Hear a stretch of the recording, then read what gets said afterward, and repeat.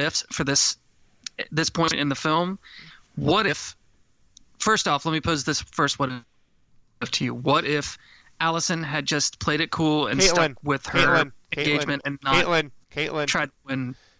I'm sorry, Caitlin. Thank you. Try that again. Man, Try that again. What if Caitlin had decided to play it cool and not try to win Dante back and just stick with her mother's plans? She may never have fucked a dead guy. True. And in the hospital. And have to do with very major medical issues after all of that.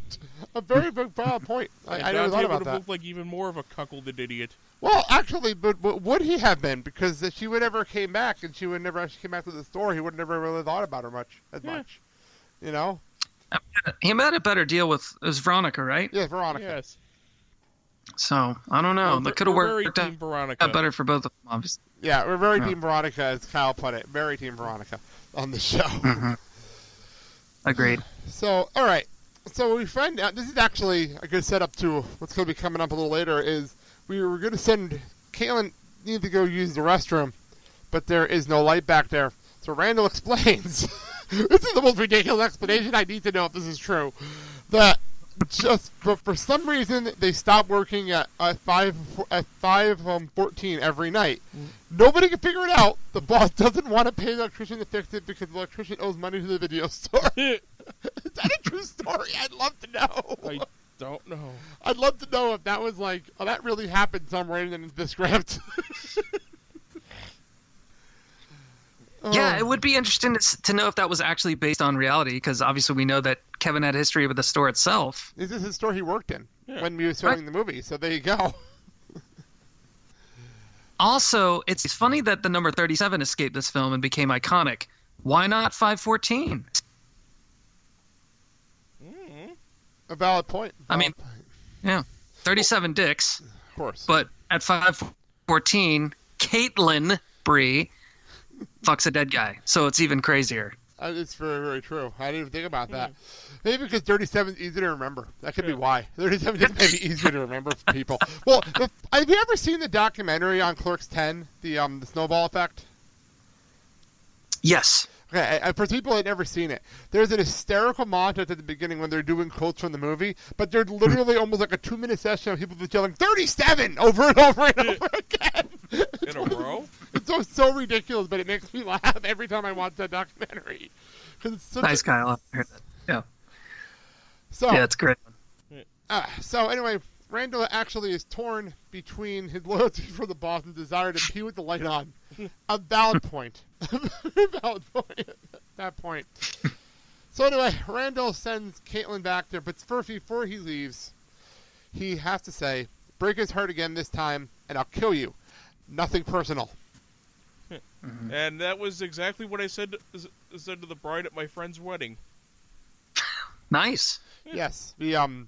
His best friend got married. Was it 2 years ago? A year ago? I believe, yeah. Something like that. Yeah, I lose track of weddings. We've been to so many weddings in the last couple of years. I lose track.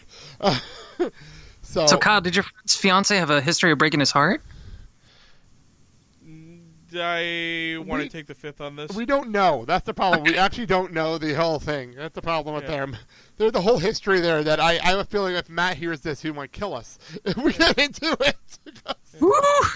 Yeah, I'm pleading the fifth on this. And Matt's been on this show, so I know he listens. So I don't want to get into anything he doesn't want to talk about himself. But there's been stuff that he's told us offline. We don't need to get into here. But Caitlin does make a point that Randal is very protective, as always, as a good best friend does. Good friend should be, really.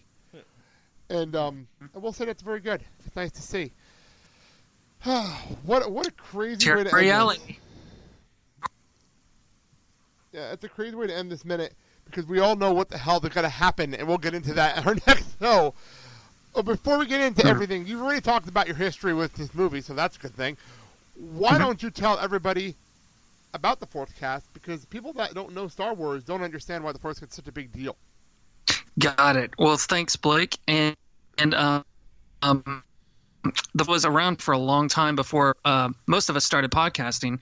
The Force.net was a fan site that I started reading when I graduated high school, all the way back in 2000 something. Sorry. It's all good. But yeah, so when they started the Forcecast with Jason and Jimmy back in the day, man, they've gone through so many different changes over the years. And, when I first started podcasting with my buddy Ryan on our old show, the Forcecast had already been through several different sort of personalities and host change-ups.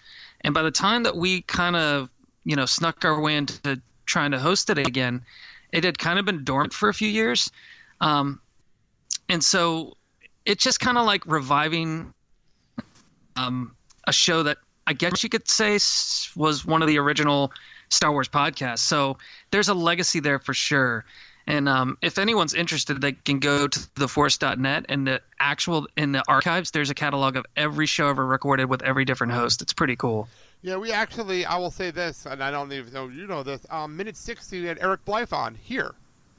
Oh, I love Eric Blythe. And a good friend of mine from Random Chatter came on here, and he's on minute 60, earlier episode than this. So, good friend of ours, good friend of mine, and I know I support Random Chatter, and I followed him over from the Forcecast to Random Chatter.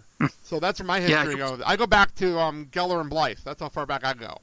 Yep, love Eric Geller. Those two guys were two of my favorites, and them and Justin Bolger had a great run. I think they were the longest tenured host of the Forcecast, if I'm not mistaken. But yeah, we're just honored to kind of follow in the footsteps of all those guys and ladies. And it's a blast, man. Me and Ryan try to have a lot of different people on, and we might have some big things coming up this year. So if you are listening, we'll try to make it worth your while. So that's for sure. Yeah, I definitely suggest to people that aren't listening, and if you're a Star Wars fan, if you're like, I listen to Echo Base or I listen to Rebel Force Radio, that's cool. Keep listening to them. I listen to Echo Base personally. But jump over to the Forcecast. Come back, because it's worth it. It's definitely worth it. It's a lot of fun. And I'm just talking to someone that knows my podcasting. I will suggest that to anybody.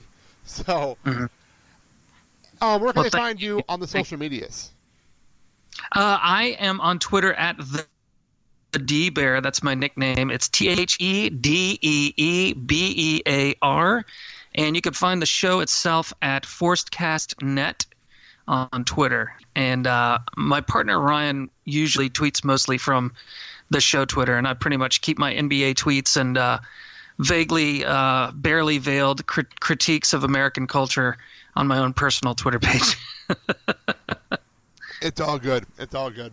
Thanks, buddy. I appreciate it. So that being said, we are part of Seeking of Networks. We're part of the Filling the Void Podcast Network, where you can find this show, find our other show, Boy Meets Retrocast, where we talk about Boy Meets World, and find my main show, the Blake and Sal Show, which are doing our big WrestleMania shows when you're hearing this. So go listen to those.